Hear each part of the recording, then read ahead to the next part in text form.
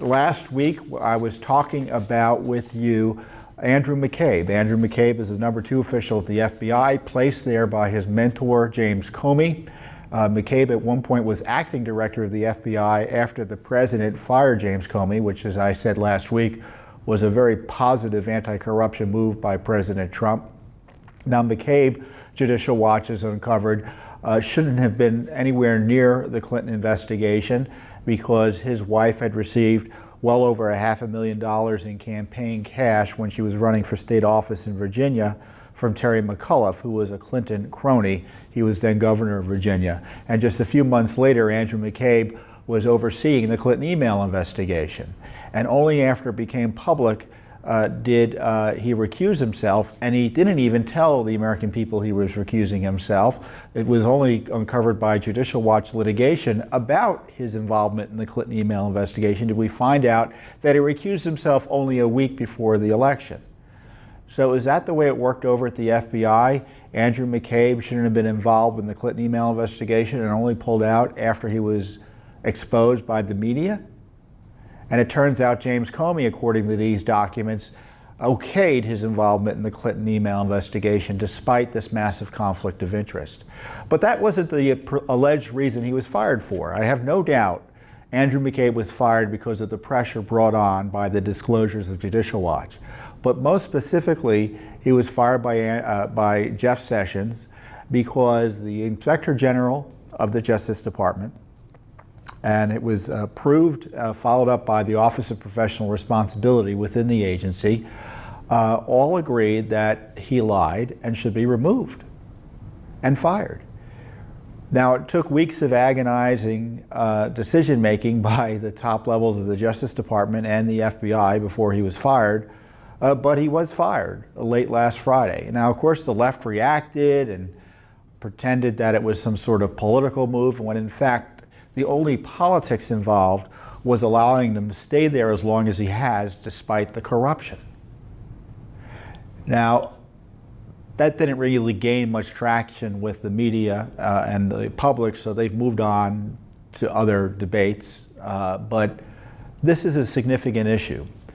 The firing of the #2 director of the FBI for lying and lacking candor. And supposedly he lied about his involvement and approval of leaks to a reporter, specifically in the Wall Street Journal, about the Clinton investigation.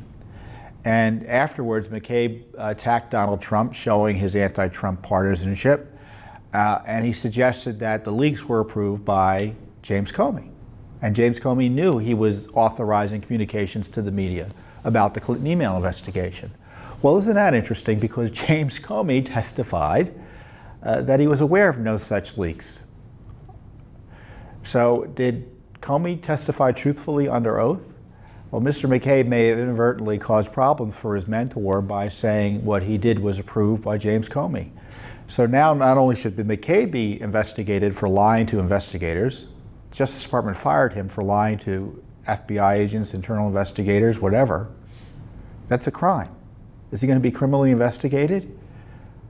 But now James Comey may now have to be criminally investigated over perhaps perjury. Certainly needs to be a way to figure out whether he told the truth or not. Is there going to be a special counsel? There's one for Donald Trump based on nothing. Here you've got substantial allegations in the Justice Department, the Attorney General confirming the #2 official at the FBI lied to investigators. Is there going to be a special counsel for him? In fact, we probably don't need a special counsel. We just need a prosecution, don't we? So also, just think about this still. Andrew McCabe, the #2 official at the FBI, fired for lying.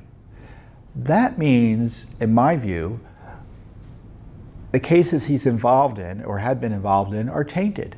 The Clinton email investigation, the Russia investigation, the anti-Trump Russia investigation, because we all know the Russia collusion theory is fake.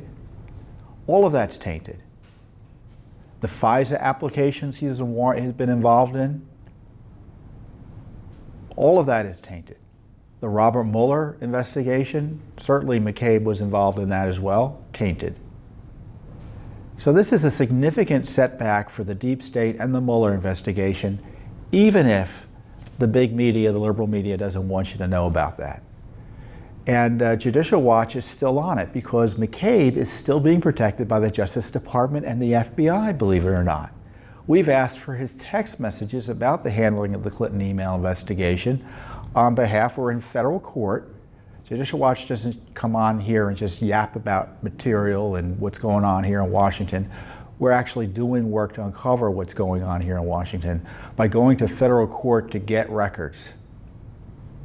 And along those lines, we're representing a retired FBI senior agent, a supervisory agent, who is suing in federal court on these McCabe text messages. And as I've talked about before, the FBI has refused to turn over one text message and has been thumbing its nose at Judicial Watch, our client, and the courts, and of course you, the American people. Now, anyone who thinks that Sessions firing McCabe is the end of it, no, this is just the beginning. The McCabe scandal is just getting started because it highlights the compromised, politicized nature of the FBI. In fact, McCabe, presumably he leaked, I don't know who leaked, that Jeff Sessions was investigated by the FBI over Russia without anyone knowing about it, and presumably Sessions not even knowing about it. Although I don't know if Sessions knew about it or not. I don't know if he was questioned or not. I think his comments have been vague on that. So 2 Democratic senators wrote asking for an investigation, and toot sweet, the FBI under McCabe starts investigating the new Attorney General of the United States just based on outrageous allegations by his political opponents in the Senate.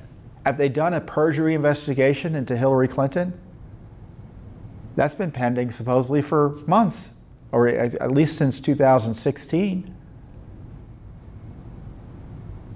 Because she supposedly, well, not supposedly, it looks like she didn't tell the truth. When she testified to Congress, she had turned over all of her work emails, when in fact, we uncovered the fact that Judicial Watch uncovered through its litigation, that wasn't the case. Because the FBI had gone out and recovered emails that she hadn't turned over. Where's the perjury investigation of her? Supposedly Sessions said he didn't talk to the Russians in the context of the campaign and collude with them.